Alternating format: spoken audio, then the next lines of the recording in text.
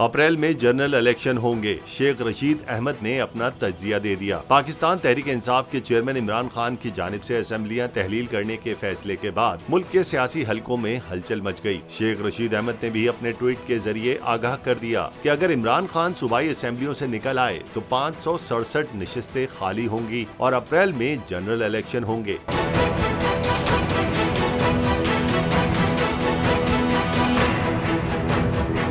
उन्होंने अपने ट्विटर पैगाम में मजीद लिखा कि हम तसादुम के बजाय इलेक्शन की शर्त पर मुज़ाकरात के लिए तैयार हैं। वजीर दाखिला ने खौफ व हिरास पैदा किया, लेकिन अवाम का समंदर इलेक्शन के लिए रेफरेंडम था। उन्होंने अपने बयान में आजम सवाती की गिरफ्तारी के बारे में कहा कि ये इलेक्शन से खौफजदा हुकूमत की साजिश है। 77 वज़रा अवाम में नहीं जा सकते, घरों में कैदो बंद हैं। तबाह हाल मईशत और संगीन सियासी बहरान कौमी सलामती के लिए खतरा है। हमारी लड़ाई चोरों से है, चौकीदारों से नहीं।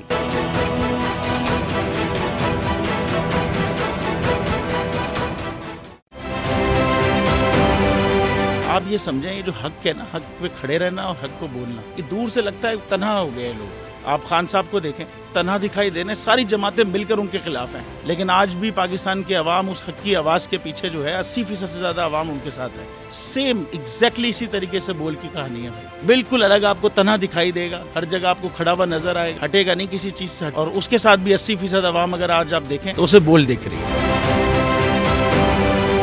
जाली केस है ना, ये हम पे उस वक्त बनाए गए थे जब हुकूमत यही थी, इन्हीं लोगों की हुकूमत थी ना। और ये जाली केस, इनको मैं नहीं कह रहा इस केस को जाली केस, इनको पाकिस्तान में क्या पूरी दुनिया में एक ऐसा शिकायत कुंदा नहीं मिला, एक ऐसा कंप्लेनेंट नहीं मिला जिसने ये कहा हो कि हमारे साथ फ्रॉड हुआ है। तो ये खुद ही बन गए कंप्लेनेंट और ये खुद ही इन्होंने खुद ही इन्वेस्टिगेशन की, उसकी खुद ही तफ्तीश भी की, यानी कि कंप्लेनेंट भी है, इन्वेस्टिगेशन ऑफिसर भी है। और इन द एंड इन्होंने फिर उसके बावजूद ये कोर्ट में जमा कराया कि जी ये केस जाली केस था और इसमें किसी किस्म जो कुछ एग्जैक्ट कर रहा था सब लीगल। ये मेरी बात नहीं है, ये इनके इन्वेस्टिगेशन ऑफिसर की बात। सबसे ज्यादा व्यूज और सबसे ज्यादा रेटिंग के साथ बोल आज भी रहा नंबर 1 पर।